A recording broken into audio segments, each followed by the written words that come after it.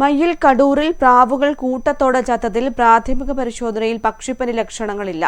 Type A പരിശോധനാ ഫലം നെഗറ്റീവാണെന്ന് chief veterinary officer doctor Bijoy Varghese അറിയിച്ചു. വിദഗ്ധ പരിശോധനയ്ക്കായി സാമ്പിൾ തിരുവനന്തപുരത്തെ ലാബിലേക്ക് അയച്ചു. വയലിൽ നിന്ന് ശേഖരിച്ച വിത്ത് പാലക്കാട്ടെ ലാബിലേക്കും അയച്ചിട്ടുണ്ട്.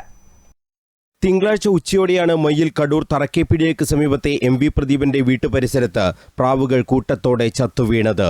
30ഓളം പ്രാവുകൾ ചത്തുവീണത് കണ്ണൂർ വിഷൻ റിപ്പോർട്ട് ചെയ്തതോടെ കളക്ടർ അരുൺ കെ വിജയൻ പരിശോധനയ്ക്ക് നിർദ്ദേശം നൽകുകയായിരുന്നു. Chief veterinary officer doctor Bijoy വർഗീസിന്റെ നേതൃത്വത്തിൽ സ്ഥലം സന്ദർശിക്കുകയും ചത്തുവീണ 5 പ്രാവുകളെ സാമ്പിളിനായി എടുക്കുകയും ചെയ്തിരുന്നു. ഇതിൽ ടൈപ്പ് എ പരിശോധന നടന്നതിൽ പക്ഷിപ്പനി ലക്ഷണങ്ങൾ ഒന്നും കണ്ടെത്തിയിട്ടില്ലെന്ന് ഡോക്ടർ ബിജോയ് വർഗീസ് പറഞ്ഞു. പക്ഷിപ്പനി പല സ്ഥലങ്ങളിലും റിപ്പോർട്ട് ചെയ്ത സാഹചര്യത്തിൽ വിദഗ്ധ പരിശോധന നടത്താനാണ് തീരുമാനം. ഇതിനായി സാമ്പിൾ തിരുവനന്തപുരത്തെ വെറ്റിനറി ലാബിലേക്ക് അയച്ചു. പ്രദീപിന്റെ വീടിന് മുന്നിലെ വയലിൽ ഇട്ട നെൽവിത്ത് തിന്നതാണോ പ്രാവുകൾ കൂട്ടത്തോടെ ചത്തുവീഴാൻ കാരണമെന്നും സംശയിക്കുന്നുണ്ട്. നെൽവിത്തിൽ വിഷാംശം ഉണ്ടായോ എന്ന് കണ്ടെത്താൻ വിത്ത് പാലക്കാട്ടെ പരിശോധനാ ലാബിലേക്കും അയച്ചിട്ടുണ്ട്. പ്രാവുകൾ മാത്രമാണ് ചത്തുവീണത്.